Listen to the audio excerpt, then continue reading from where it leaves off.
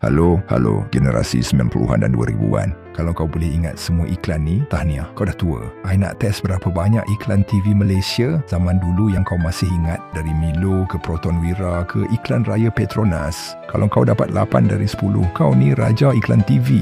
Tapi kalau dapat bawah 5, mesti zaman tu kau asyik main game je. Jom, mari main teka-teki sama I.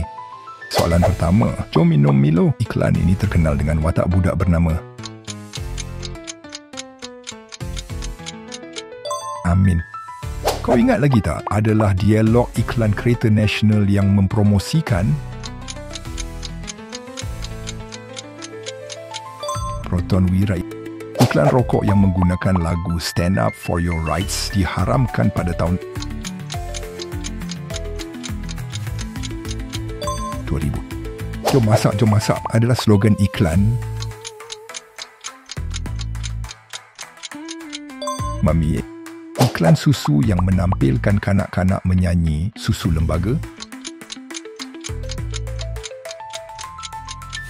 Dutch Lady. Bujang senang dalam iklan Milo sebenarnya merujuk kepada pemain badminton. Iklan telefon bimbit yang menggunakan lagu Belayan Jiwa mempromosikan jenama. Selcom. Mana dia budak-budak Petronas? Berasal dari iklan raya tahun 2004. Iklan yang menampilkan ayah dan anak lelaki bermain bola sepak dengan lagu Father and Son. Petronas.